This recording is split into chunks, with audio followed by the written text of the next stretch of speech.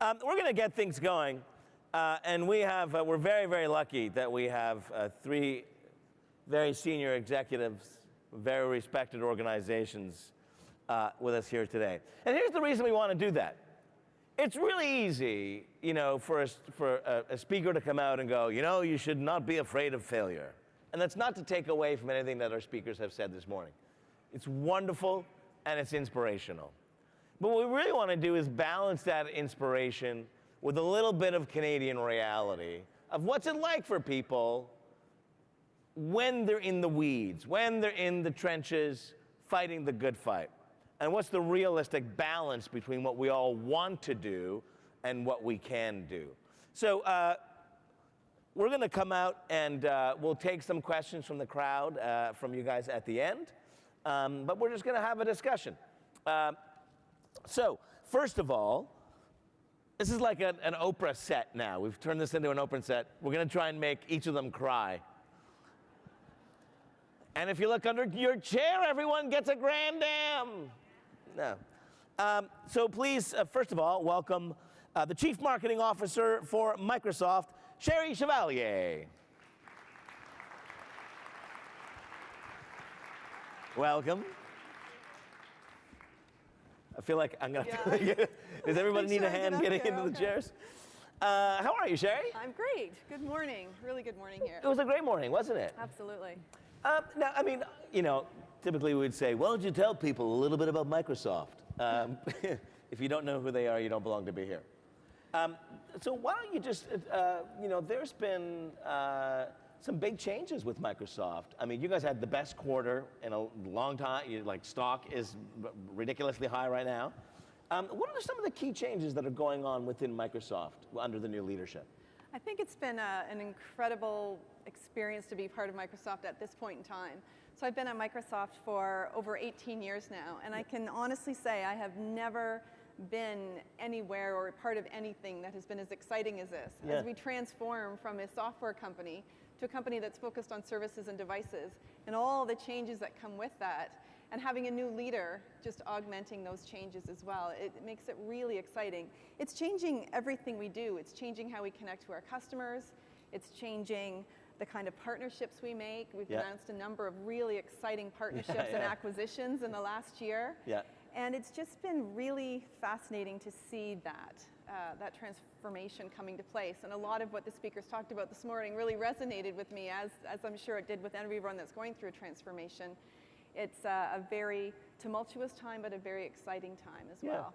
And do you think, has the corporate transformation been matched internally with people feeling as if they're going on a personal transformation at the same time? Has there been a rejuvenation? Not that it required it, but has there been a different energy? I certainly think so. I know there has been for me. Yeah. You're almost taking the disciplines that you were so comfortable with and reimagining how you execute against them, which is really fascinating. It's hard. It's not easy to transform, and you do have to go fast, and you do have to, as a leader, create a sense of urgency through that transformation. And so you inevitably have some people that are okay with that and some people that have a harder time with that. Yep. The skills that we need, even as marketers, has shifted significantly because of it. And so that's a very interesting paradigm to manage through as a marketing leader. Yeah, and we're gonna get back to that specifically around the skill set. Until then, please welcome the CMO for AIMIA, ladies and gentlemen, John Boynton.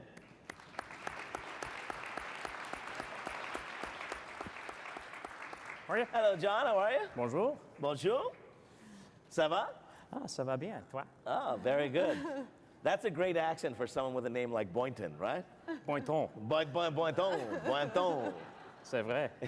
It's kind of like when I go to Mexico, I get called Señor Tite.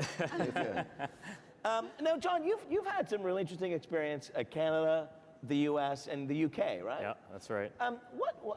What are some, just to be completely broad with it, but what are some of the challenges that we face in Canada that you're just not seeing in the U.S. or the UK? And I mean as a country, opposed to tech infrastructure or anything like that. Well, first of all, obviously, geographically, it can be challenging for those in the retail environment, those in the telecommunications environment, et cetera, et cetera. So that's kind of obvious. Yeah. Second, a very dispersed consumer. And so some countries are a lot more homogenous In Canada, we come from all different parts of the world, so traditional segmentation, traditional kinds of approaches can sometimes whitewash or sort of peanut butter relevancy and meaningfulness to end users. And finally, obviously scale. We're a smaller country, so those of us who do business globally need to think about how you can build something in Canada and then export it, or at least repeat that in other countries. Some of the speakers this morning talked about, being bold and being brave and, all those things that we don't typically identify as being Canadian. Yeah. Right? Are we too, which, it's done us well in financial services, right? But are we too nice and polite to be that bold in marketing, to make bold marketing decisions? Well, I think we should re-examine the word bold and how we normally think about it. And I think when people say things like that, they're talking about some big ad campaign or not some big new product introduction that's kind of very innovative and out there. But I think where the whole marketing world is going is a lot more into meaningful relationships, one-to-one marketing. And in that area, we have some of the best database people in Canada and the world. The platforms are fairly universally available. So I think the area we could be as Canadians much, much bolder than the rest of the world is really finding a way to harness that technology to create some of those meaningful one-to-one relationships. To be the smart one at the party, opposed to the crazy one at the party. Yeah, everybody can rent the equipment. It's what's up here. Right. That's awesome. And we'll get back into that a little bit as well. Finally, please welcome the president of Mediative, Darby Sieben. Darby, come on out.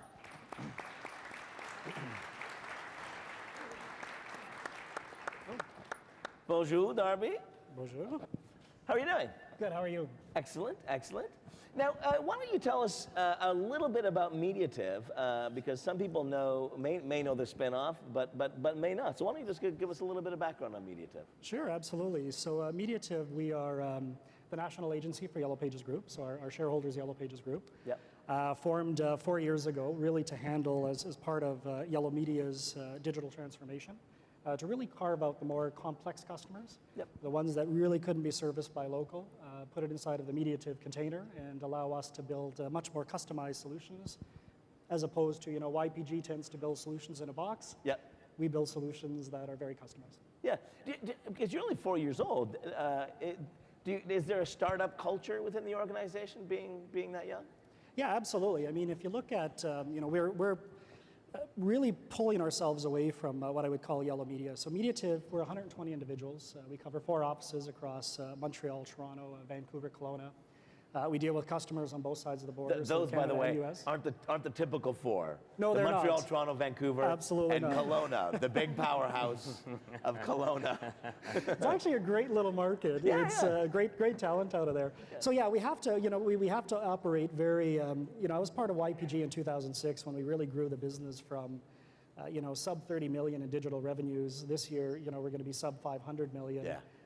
So we're really, Mediative very much acts like we're nimble, we're fast, we have to be. We can't be constrained by what our mothership is doing because they're in transformation. We're in transformation as well, but we're really trying to insulate the culture just to focus on customer needs. Now, John and Cheri, because your organizations are a little larger than that, and when we looked at some of the brands in some of the categories, in the taxi space, Uber shows up, right? In the automotive space, Tesla shows up. And in the hotel space, Airbnb shows up and starts kind of eating people's lunch. The underdogs within a lot of categories seem to be small and nimble organizations. How do you compete with that when you're the size that you are? I think it's a great question, and coming from Microsoft's side, I actually think it's really exciting to see these smaller companies giving the larger organizations a run for their money in some cases.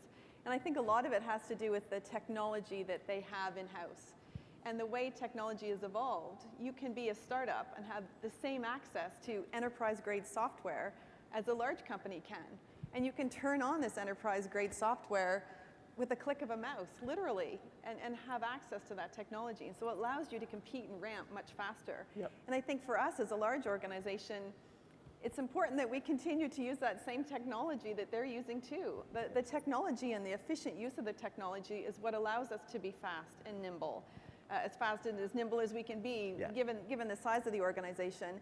But the technology really allows everyone to have same view of the data, allows people to have quick conversations, allows people to stay connected through technology like our Yammer technology, where people are talking to each other back and forth all the time. Yeah. It's using that technology to enable our inner agility. Right. And I think agility is such a buzzword right now for us as we try to transform. We need to be nimble, we have to stay competitive, and it's something that we're very focused on. Yeah. John, how are you guys competing in that space? Well, I think there's a lot of technology available out there. I think the evolution of databases and the web and the cloud and some of the web-based services certainly facilitates that. But I think people are overlooking a very, very fundamental thing. Yep. And sometimes as marketers, we get really blinded by what's flashy and could help you. And you've forgotten the most important thing, which is what is that core, specific, meaningful consumer insight? And think about Uber and think about what the meaningful insight was. And then the technology allowed them to implement it, allowed them to displace, come up with a new value proposition as well. Airbnb, they're very, very specific customer insight, which was born out of something that was missing from a mature industry. Yeah. So it's great to have tons of data. It's great to have a lot of really smart marketing people. It's great to have a lot of technology. But if you're not really mining that data somehow to come up with really, really cool insights, I think people are going to run you over like a freight train. Yeah. Darby, is it on one hand, easier to get insights because there's more data available, but as John said, a lot of it's just out there. It's in the cloud waiting to be analyzed. And so with an increase of clutter, is it actually more difficult to get to those great insights as a marketer? I actually think it is. Yeah. I think if the challenge for anybody now in marketing is synthesizing what is that most important piece of information that you need, getting it out of the systems, because you're right, there's a lot of noise, there's a lot of data that's out there, and a lot of it is actually very, very good. But you've got to look at what are the as you said, the real key insights in terms of what's going to drive whatever particular behavior you're looking at. Focus in on those areas and go. And the rest of the data, I think there's you have to have a framework to look at that very quickly and analyze it and understand it. Does it work? But if it's not, then you know what, it might just be noise in the system and get it out of there. So I think it's really getting that focus and understanding why people are buying your products or services or whatever that notion is, and really just obsess about that experience. And I think that will drive and guide your decision in terms of data that you need to look at. Yeah. And as we get at that, we've seen, we're living in a Netflix culture where it's like, hey, you sign in and it's like, here's 10 movies for you based on what you've watched. We've seen Coke. Now, there are you're probably rummaging through a fridge looking for a Coke with your name on it, right? There's this increased importance around mass customization, personalization. Is that a challenge for marketers, Cheri, to take all this data, get some insights, and then get it so that Frank gets something that's incredibly personal for him? I think it's a challenge, but it's a critical thing to be able to manage and to get your head around as a marketer. I think it's one of the biggest challenges. We heard this morning about the power of one consumer and what one consumer's voice can actually do. And with the proliferation of social media and the proliferation of mobile, the ability for one customer to influence your brand in a significant way is very real. Yeah. And that's a huge challenge for us as marketers. We don't own and control our brand anymore. And so how are you connecting and making sure that everyone has a great experience? And the more personalized those experiences, the better. So I think of your examples from the hotels. I think hotels often are a great example of customers or companies that do it right and make that very personal connection. Because you could just as easily have that customer go online and tweet something negative and have that sweep across. So as a marketer, I mean, when I started in the industry, you controlled your brand, you were the brand steward, you had, that was your domain. And that's not the reality anymore. Right. John, though, have we gone into an overcorrection on that? Because I totally buy what you're saying, right? The power of the one consumer. Are we bending over backwards for individuals, and is that affecting our productivity of being able to serve? Are we paying too much attention to individuals, and that's taking our eyes off of bigger campaigns or initiatives? No. No. Next. No. I actually think we need to go much, much, much further. And I don't mean did we respond to that person in social media? Forget that.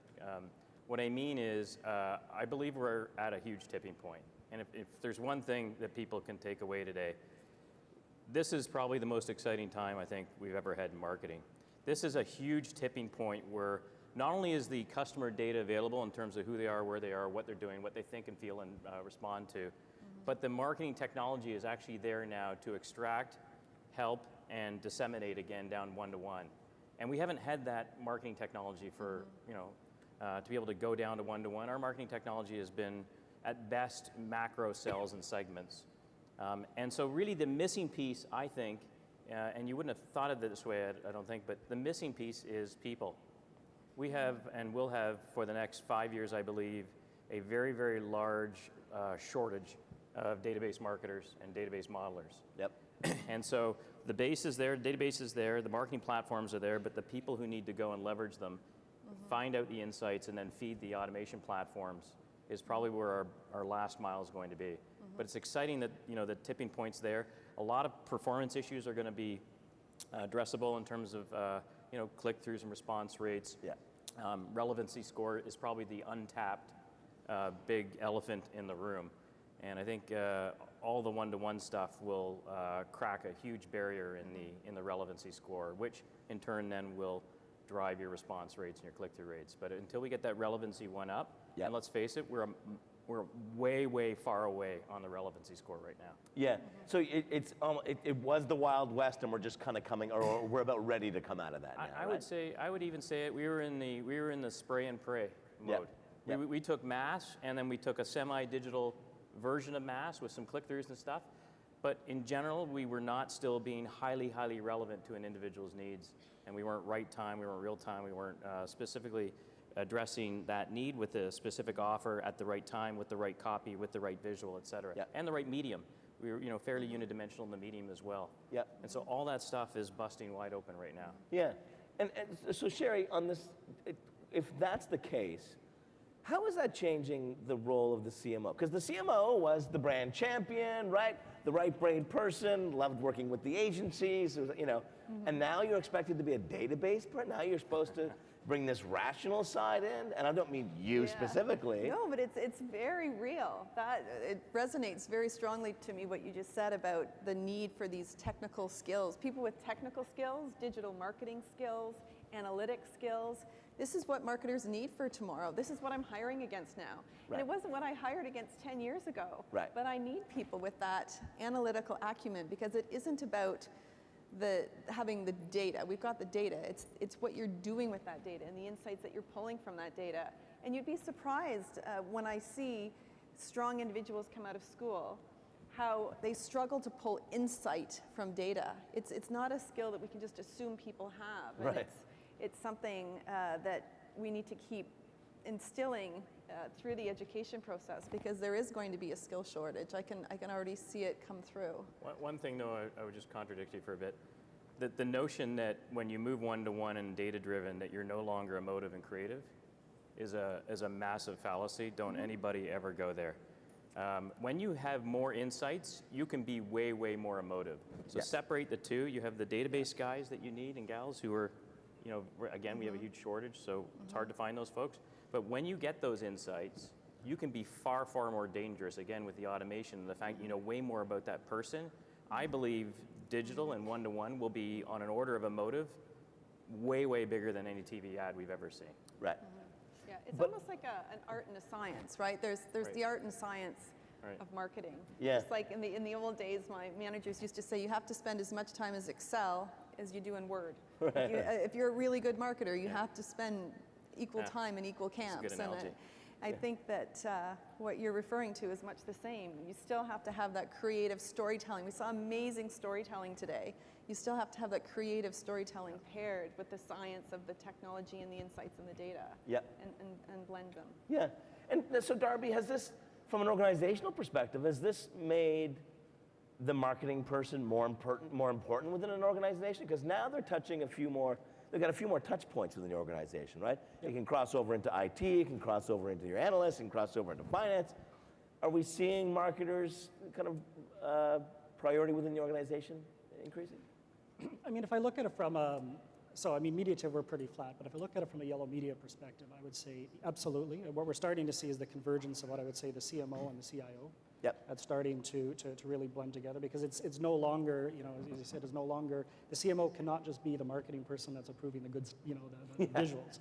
They have to really be the ones. Although it'd that be really a good gig, I take it. It would be a good gig, but it's not there. So I think, you know, the balance of CIO, CMO starting to work together and how that's going to infuse out, I think those two roles will continue to be separate, but the marriage of those two roles working together, it will only continue to get closer and closer. Yeah. But how do you do, I mean, that's got to be, is that the most important relationship in the organization now? The CMO and the CIO? Cheri, what do you think? I think it's a pretty critical one, but what I'm seeing all across the board is these silos breaking down. So I think CMO, CIO is a really, really critical relationship. I think the VP of sales and the CMO is a very critical relationship. We're seeing the whole paradigm of sales and what sales mean, and in an era of viral click, try, buy, all of a sudden marketers have a sales responsibility or a connection to the customer that we've not typically had that's resided in the sales funnel. Yep. And so all of these silos are breaking down, and CIO and CMO is no different. We were joking, Cheri and the CIO of Microsoft, Steve Heck, did a presentation on CMO, CIO, and afterwards what we heard was like, what, you talk to each other? How unbelievable, a marketer and a CIO talking to one another. Yeah, it's critical. I don't know how many of you in the audience that are marketers could pick up the phone and just call your CIO and have a conversation. And think about that. And if you don't have that kind of relationship, you may want to go back to the office tomorrow and start building that up, because it's not just that we need them, they need us as well. Their relationships within the executive structure are changing too. Oh, I think if you can speak with words to a CIO and not just through email, you're way better off. Absolutely. Their vocab may be a little challenged in some parts. John, what do you think about that, the CMO-CIO relationship? Are we making too much of it, or is it critical? I think industries are evolving. So from the industries I came from, which is the technology and telecommunications industry, the CIOs and the CMOs have been working together for literally decades, and very, very close together. In fact, the departments are very infused in everything we've been doing for a long, long time. So coming out of the technology world, that's normal, because they've been in digital, mobile, social, they've been in large database structural work together. I think in a lot of other industries where the marketing platform component, the automation and the intelligence and the one-to-one marketing platforms have evolved to the point where now it's exciting that marketers can use it, and now they actually have to turn to the CIO. Right. And so it's a terrible way to phrase it, but it's not necessary evil, but it's a necessary relationship now as a result of how things have progressed. Right. Whereas before you didn't really have to talk to one, it didn't really matter. That's correct. Yeah. By applause, how many of you can pick up the phone and talk to your CIO? Not bad, not bad. How many of you can socialize at a party with your CIO? And when you do, how many of you talk about chess and video games? No stereotyping. Yeah, totally, 100%. Now, we talked a little bit about that relationship. Of course, the age-old conflict relationship within organizations has been marketing and sales. And we've seen all this massive change in marketing, different approaches from being more data-driven to being more digital-driven to being more content-driven. Have we seen the same revolution on the sales folks, or are they still doing cold calling and elevator pitches from 20 years ago? Have they advanced along with Darby? Have your sales team advanced along with your marketing team? We won't tell them what you say. This is between us. Yeah. In some aspects of the business, if I look at, we have kind of two sides of our business. We have an enterprise services side of our business, which is very, I look at the reps there, and we kind of call them enterprise rainmakers. I mean, they're not really sales reps. They're really coming in and analyzing the entire problem, right from, what are the systems, right down to who your customers are, and then how do we slide the solutions into that. I think on the media side of my business, we still have some transformation to do around that organization, which is, very much, let's sell you media, and I don't think there's, the people that have come from the traditional media side, it used to be a little bit easier, and I think they've now got to evolve into being much more enterprise type reps. I think individuals that have sold much more complex solutions in the past, it's going to be easier for them to come down because they're already thinking that way. They're thinking of asking, here's the 50 questions I need to ask, not the when do you want to sign the IO and fleet the campaign. Yeah. It used to be the media rep would come in and go, do you want a double page spread? that was basically it. You do that too well. I've been in a lot of those meetings. I'll get you a quarter page. Yeah. No, Cheri, because you've got a lot of products, and so you're a sales-driven organization. Have they complemented your evolution? I think it's an absolute journey, and they've been great partners on that journey. When you bring something to the table like marketing automation or a CRM system that's going to allow you to have that 360 view of the customer and gain the insights, you have to do that implementation in partnership with sales. Right. You have to be aligned on the taxonomy. You have to understand what is a lead and what is a hot prospect and what do those mean. And I think marketing automation and the marketing technology that's coming to the forefront is allowing those conversations to be had and transparency around the process to be there as well. So lead scoring and things that allow sales and marketing to get aligned on what's actually happening with the demand that's being generated. So it's a process. I know our marketing ops team spends a lot of time with our sales excellence leads, making sure that we're reading the systems right and we're talking the same language. I think that's the big thing, is making sure that the language is consistent between the two groups. We need each other. Yeah. And there's a clear roles and responsibilities too. Sometimes through the digital space, we can get the customer so far, and then you still need the sales team to pick up from there and close the loop. And so what are those roles and responsibilities as it relates to the proliferation of digital? Right. I think if you broke it between B2B and B2C, you'd probably get very different rates of answers. I think in the B2B world, certainly things are evolving in terms of CRM tools and how do you mash those together with other tools. But relationship sales and the cold call is dead and all that. Right. Yeah. But I think there's a massive transformation happening in B2C. And in the world of how does omni-channel or multi-channel, I hate that word, but how does that fit with retail? How does a call center inbound and outbound mix in with the online, offline? That piece is exactly what we were talking about earlier in terms of understanding the customer, the data, having a consistent contact strategy, having a consistent brand experience at all those various touch points. On the same time, trying to empower and give information that are useful down at the store level, not just what do we get out of it as marketers, but how to make an average store manager much better at their job with data that you can get them on a customer walking in the door at any point in time, or predictive modeling that helps them do their job in terms of what happens within their area of trade. So I think it's a huge transformation in B2C. Yeah, is that the retail question, and I know none of you are retail people or CPGs, but is that the piece that, well, that's missing, but is going to be the last to develop? In terms of the integration, like we've made so many changes in marketing, and CPGs are still paying listing fees to get into stores, and they're not doing anything in digital because they're pimping their own private label products, and I think it's really changing though. I think if you're in the consumer goods business, consumer packaged goods, for the first time ever, you are starting to get a relationship with the end user versus traditionally having to work with the retailer. Yeah. And I think that's very exciting for packaged goods folks to get more knowledge. In addition, there are a lot of automation that's out there. For example, a product called Carlytics, which we have in the UK, which allows retailers to figure out SKU management and then work with the packaged goods firms on how they want to treat the in-store experience around the SKU management as well. So there's a lot of stuff going on in some of those spaces, and forget beacon technology and all that other stuff. Yeah. That's just hardcore, basic data information that's being used in a really good way. Yeah. Charles, I thought everybody was great this morning.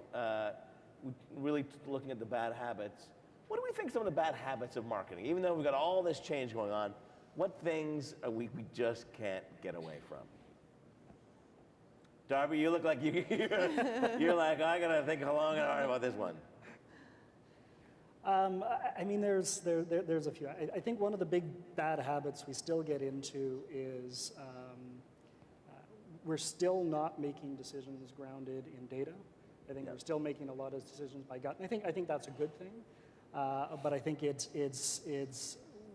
need to, as you said, create that common language amongst the organization, right? really have a common view of what those KPIs are and start to make decisions that are much more data-driven, as opposed to who might be the highest paid person in the room and the biggest opinion that's going to win.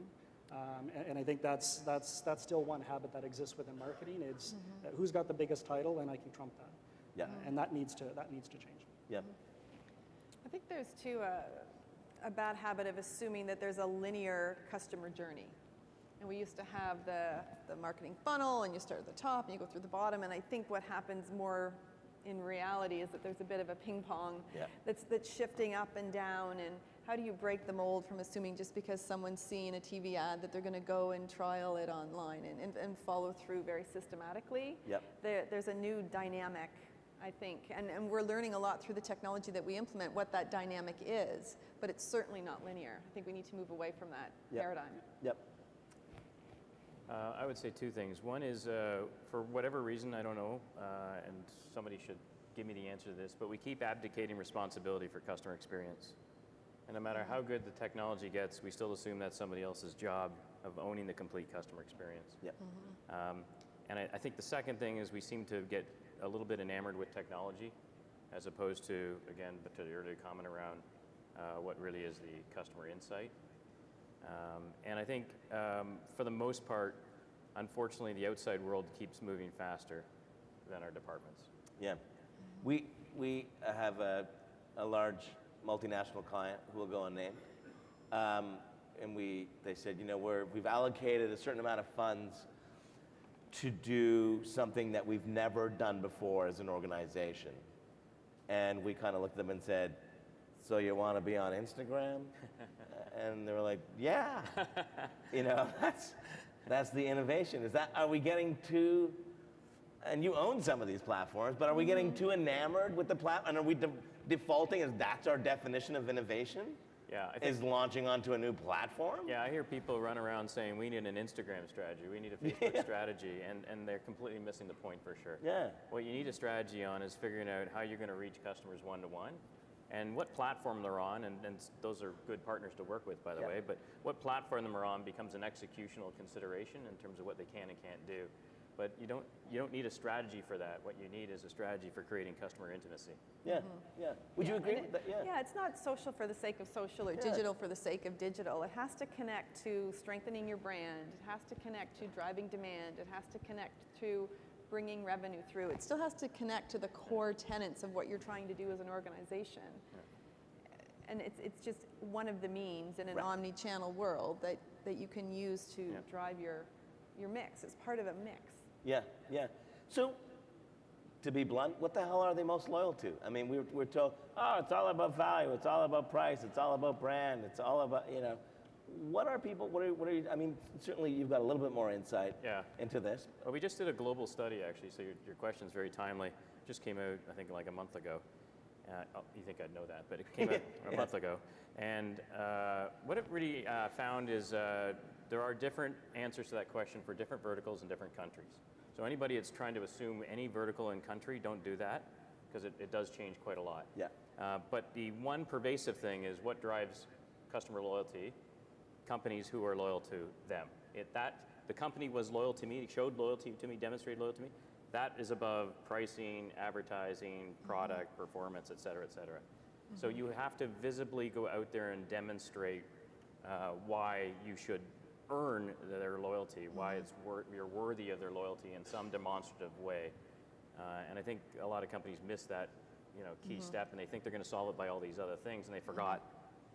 It's like wishing somebody would really be a good friend of yours, and you keep forgetting to send them the invitation to the Christmas party every year. You can't keep doing that. And if you think of the analogy of a corner store guy, so think of the guy, the dépanneur, the corner store guy near you, and he knows everybody in the neighborhood, and he created a relationship with you, and every once in a while he give you a little something extra somewhere, and so he's creating a meaningful long-term relationship. Yep. He demonstrated his loyalty to you about knowing about you and then doing something for you. And I think we focus on all the other parts, and statistically in this study we just proved that's the single most important. Customer experience. It's really the customer experience and making sure that those customers are having great experiences with your brand. And I think there's a certain comfort in trusting a brand, and that trust is built through those experiences. Yeah, I find it interesting, that, when you reference the depanneurs that, well, one, again, now living in Toronto, I would be more loyal if my depanneur served, sold beer. That'd be nice if we could get that. But Gary Vaynerchuk, who has been on, maybe not this stage, but our stage at some point, I think has such a great line. Says, as become more and more like the Jetsons, it's going to be more important that we behave like the Flintstones. And Darby, is that the goal that we want to, that all organizations want to act like that neighborhood corner store, where you know the person, you know what they want, you have a mutual respect and loyalty to one another? Is that? Yeah, I mean, I think so. If you look at, Yellow Media is betting its hat on the shop the neighborhood model. Yeah. They very much look at it from the perspective of, its clients, because they're a B2B2C player, as we are as well. Their clients, it is about that, walking into your barber shop and having that conversation, and that's what really kind of drives localized business. But for larger companies, I think it's the same thing. It's just that corner store happens to be larger. It may not be your corner market in Montreal. Your corner might be, the Canadian market, as an example. And so if you're in the B2B side, you've got to look at that wow experience for your customer and say, first of all, I'm going to deliver what I say I'm going to deliver, but I'm going to bring insights that's going to help you grow your business. And so, it may be a different type of conversation, but B2B players still have to wow their customer exactly the same way as a B2C player does in terms of their brand. Just the brand happens to be the message and what you're delivering. Yeah. We talked a little bit about, on the recruiting side, Cheri, you talked about the kinds of people you're looking for. What are your big internal challenges of your marketing teams, of getting them over the hump, getting them to evolve with everything else? Are you facing, other than recruiting, are you facing key challenges with your people? I think part of it is changing people's paradigm in terms of what they bring to the table every day. And so a lot of it is just practicing and practicing and practicing. And let's look at that marketing campaign that we've just released. Let's look at the results. What did we learn from those results? What did we really learn? What's the insight? And just, I usually talk about it in terms of the 5 whys. Why did that happen? Okay, why did that happen? Why did that happen? And usually by the time you get to the 5th why, you've probably got a bit of insight that you can use and then go forward again. Yeah. We're going through that's very much like a 2-year-old approach, right? Yeah, just it's raining out. Why? Because they're clouds. Why? Because I don't even have kids and I know that. But at the end of that chain, there could be something really exciting. Yeah. We talk internally about the need to fail fast. Yep. We're transforming, we don't know necessarily all the answers, just get in there, try it, and fail fast. But fail fast and then gain the insight from the failure so that you can apply that knowledge and go at it again. Yep. And there is a sense of urgency in driving that fail fast mentality, but it goes back to training our marketers to be able to use the technology to gather that insight. And it's a muscle that needs to be flexed and exercised, and it's something I believe that can be taught. Yeah, I love the 5 whys thing. I think it's to just keep why until you resolve the problem. John, what are your problems internally, or challenges internally? Well, different for different companies I've worked at. Yep. Certainly at Rogers, it was a scale issue. We had 600 people spending $450 million. The ability to get down and know what your individual customers are thinking is always a challenge. Yeah. I think at AIMIA and all of our loyalty properties around the world, slightly different issue, which is making sure that we're pressing really, really hard on, it's almost exactly what you said, pressing really, really hard on the executions around whether we know enough about what the specific customer need was at that particular moment in time and the place that they were at. And sometimes I think we just have to stop what we're doing and start over and try another one that has more relevancy in that area. And sometimes we need to put a bunch of them together on the table and say, look, there's 10 of them. Yeah. So what are we missing to be able to do the job that we think we need to do? Is it some insight? Is it a predictive model? Is it a piece of marketing automation? And so sometimes we have to look across a bunch of executions as well as the individual execution, because sometimes it's a step change. We may decide that what we really are missing is a recommendation engine that operates in a passive mode instead of always trying to reach people in an active mode. We may decide that we need more content management help in terms of making some particular execution more relevant. We may decide that we need an event-based trigger in a particular life cycle management that we're missing. So I think do the one and always go deep and hard on it, and then go across and look for your leap improvements, step improvements. Because nobody is going to show up, and say, here's your next step improvement. Lots of people will sell you solutions, but you have to be thinking about your needs across, those 5 or 10 where you could have done better, and then go get that specific need. Yeah. You said that we should fail fast, and I wholeheartedly agree. And there's a lot of, and some of them have been spoken this morning, but of being bold and taking risks and be weird, and Darby, how do you balance that, which is really aspirational, with the reality of, yeah, but don't take too many risks because you got to deliver 15 points year over year. Is that a real challenge to balance those two worlds out? It is, but I think there's I think earlier somebody said we live in a really privileged time. Yeah. Because we have everything really at our disposal, and so I think now failing fast for me is really identifying what it is, the KPIs or the numbers or the data points that you're trying to extract out of it, and you can move very, very quickly without actually spending a lot of money to start to test stuff. Yeah. I think one of the challenges with the notion of failing fast when you have a group that focuses on a particular area is they start to get in love with their idea, and then they start to cloud their judgment in terms of whether or not this is actually working or not. Right, but they really want it to work. Yeah. And so I think that having a structure that allows a strong team and a strong view that can really challenge all of those points. Then you've got individual stakeholders. I mean, you can test stuff very, very quickly now, and I think that's a really, really exciting time. Once you start to move into making it into a very, very large project, obviously it changes the dynamic. But I think for me, failing fast is knowing what it is you want to test.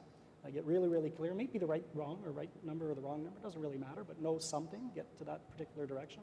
And then be very, very critical of yourself. And don't fall in love with the tool I selected or the methodology, or don't fall in love with that. Yeah. Fall in love with the end result, and that'll allow you to change very quickly. Right. Can I give people just one piece of advice when you go back to the office? Because I really get worried when marketers run around with the words failing fast, because you're going to run into your CFO one day in the hallway, and you're going to use those words, and that's going to be a CLM, career limiting move. So here's the only piece I would have. Go back to your office and write down what your definition of innovation is. It can mean a lot of things to a lot of people. It can be continuous improvement, it can be test and learn, it could be big bets in platforms and tools, it could be big product ideas, it could be M&A, it could be changes in strategy. It's going to mean a lot of different things to your senior leadership team too. You can be a catalyst in your organization to get the senior leadership team aligned on the one definition of innovation, and then innovation will determine where and how you are going to fail fast, and they'll be with you along the way. If you go out and do it on your own, good luck, you're smarter than most of us, but and you maybe have 9 lives, I don't know, but just make sure you update that LinkedIn profile. Yeah, fail fast on LinkedIn. Okay, so I'm going to come out into the audience. We've got about 7 minutes for some questions here. So just put your hand up if you have a question. That was you. Nice and high.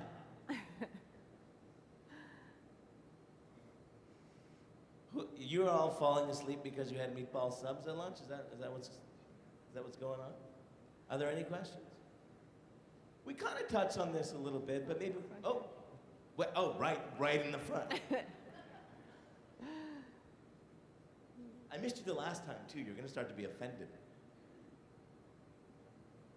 Thanks. Great talk. Great discussion. Customer loyalty and the one-on-one experience. What about the referral side of that? So I attract my customers, I give them a great experience, and I want them to talk about me. And I want them to tell their friends, and their family, and their colleagues. Anything to say on that point, and where technology and where the new trends are going in that way? Thanks. I think it's you need to have a really good mechanism to do it that's systemic and repeatable. Don't try to do that one-to-one because it's not going to work that well. But if you find, I'll give you an example. So on one of our brands, on the Aeroplan brand, we went and asked people to fill in a little survey. It's like a little gamification thing. And so you're an active member, and you fill this thing out, and it tells you what kind of traveler you are. I'm an adventurer or explorer or whatever. And then you allow them to share that instantly. It's not too much information that they're going to feel, a little bit threatened by, who gets that, but it's also a lot of fun and lets people know a little bit about who you are. So that's, I think on the consumer side, you're going to have to be a bit more playful and inventive around getting people to talk about you. I think it's very different on the B2B side, where a lot of it is upfront in the selling process, putting some conditions on the table with your partner, your customer, around if things go well, what would we do together? And I think just my only advice is to get that stuff up front, because if things go reasonably well with your customer and you've locked in testimonials and case studies and white papers, et cetera, then you can go out with that material to light customers. So I think they're two very kind of different approaches. And I think too that there's an element of organic referral as well. So people having a great experience, going back to the customer experience being so front and center now in today's world. They have a great customer experience, they're going to talk about it, and that referral is just going to proliferate through social media in really exciting ways. I know there was a colleague of mine that had a really great experience with Fairmont Hotels. It's thousands of followers, and it was just an advocacy that happened very organically, and so there's power in that. I believe very much in having the programmatic approach as well, but the new technology allows for that to happen on its own too, to some extent. Sometimes too, some of the best referrals we find come from people who have had an issue, and how you deal with the issue. And there's a lot written on that, a lot of studies, but probably the most important fact for the audience is when you resolve a problem to satisfaction, your net promoter score actually dips a bit. When you resolve a problem to complete satisfaction, your net promoter score actually goes up than if somebody didn't have a problem at all. Those are the people. Those are the people that you want to then go back again and say, how was it? And, would you like to share? Yes, share a post. So find a more likely audience where you've already got a lift in the NPS. If you try to do it sort of peanut butter over a lot of people, you're not going to get what you want. And I think just to add to that, I mean, from a B2B side, I think there's one simple thing that we just have to continue to do, and that's just ask for referrals. There's lots of great technology. I mean, Mediative, we do lots of white papers, and we do lots of, all of the stuff you're supposed to do on the B2B side. But at the end of the day, just ask your customer if they know of other customers, and that simple question can lead to immense results. You can't win the lotto if you don't buy a ticket. Yep. I'm right here in the middle of the room with Joel. I would like to ask you which internet, like the internet is a basic tool for advertising right now. Where do you see yourself in the future, and which tool do you think that is second best to use as to reach your consumer from your company to their minds or to their homes? Let me maybe clarify. Sorry, Joel, do you mean from an advertising standpoint? So internet advertising, what platforms are working really well to connect with customers? Is that fair? Yeah. I think it really depends on who your customer is and where they're going. And the kind of technology that's out there today gives you access to understanding, okay, here's my customer profile, this is the segment that I'm going after, here's the websites they go to, here's where they spend their time online. You want to make sure where you're going connects into that. It's very overwhelming the amount of information you can actually get that allows you to do that in a very sophisticated way. And there's also technology that's even advancing to the point of retargeting. So if a customer engages with you once, they go to site A. They engage with you the second time, they go to site B. That's bringing you a little further along that journey, not necessarily in a linear way, but they're bringing you through that journey. It's really exciting, I think, for us as marketers. And we've talked a lot about today about how much pressure there is on marketers to become analytics experts and to become database experts. There's a lot of fun in this too, of exploring these new mediums and trying new things with the data and just rolling up your sleeves and getting in there and seeing advertising on this site does this for me. Advertising on this site on Tuesday at 10 o'clock does this for me, and Sunday at 4 o'clock does that for me. So it's exciting to get in there and experiment in a responsible way. I don't know if I have a platform name for you, but I would advise if you're just thinking about internet advertising, I would advise you to go to a digital agency or a large agency with a digital capability. I'm not sure how efficient it would be, depending on the size of your company, to go get your own platform and try to do it all on your own. It would take you a long, long time of learning curve to get there, potentially. But one piece of advice I will give you is don't think of just internet advertising, because you're gonna drop into a silo, a ghetto of a one-channel execution. Think about what the different channels you're gonna wanna communicate in, whether it's SMS and banner or search marketing or remarketing, or et cetera. Think about what's right then for your customer, and then how you're gonna get out there in 3 or 4 of them from a touch point standpoint, because we all know that one medium execution is gonna get you 1.0 on the index. You layer in another relevant medium and it's gonna get you 1.2 to 1.4. So if you really wanna maximize, get at least a 2 to 3 in there. And if you are looking for a digital agency, Mitch Joel of Twist Image is here. He was here somewhere. I can't see him. He can't sit, so he can't. He can't sit, so He's got a bad back. look for the tall, bald guy in pain. Lewis, right here. Yeah, hello. I am Louis London from the Social Media Breakfast. We're here attending, and I also work at Yellow Pages. My question will be about personal branding. As a marketing tool, you need to, to help people to build the personal branding. So how do you help people inside your organizations, Microsoft, Mediative, to build the personal branding and then convey the message, your own message, through them? Is that clear? Yeah, so I think one of the things that we do at Microsoft is we really encourage our senior executives to get online in social media. We encourage them to tweet, we encourage them to post, we encourage them to write blogs. That all helps their personal profile, but it also helps us as an organization.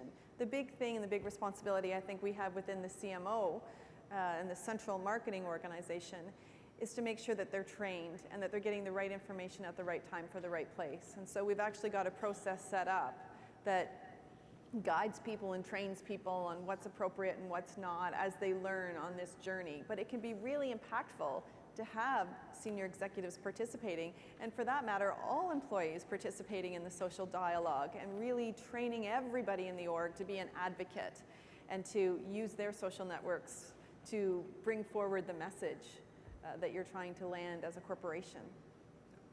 And I think it's important to also make sure that, so we encourage obviously our employees to get online, build their profiles, do the blog posts, all of that stuff. But as an organization, we also have to be careful not to try to taint the authenticity of an individual. All right. I mean, you are yourself, so you will have your own personal brand, and so it's important that us as marketers help that. Guide, put some views around that, but we also don't want to go too far and make that brand, your personal brand, non-authentic, and then I think it loses all credibility. I think it's also important that when you look at personal brand, it's the responsibility of the individual to really lead that. I think an organization can help and support it, but it can't be a scenario of, my company needs to build my personal brand for me. That's not it. You've got to take ownership of that, and I think an organization can help you, and as you move to the next organization, they'll help you as well, and your brand will be authentic around yourself. As a CMO, I look at executives and managers as another distribution channel or medium. And when you start to go into that different mind space, you start to think in the way that we're all trained to think, and it becomes much more dangerous in terms of what we can do with that, dangerous in a good way.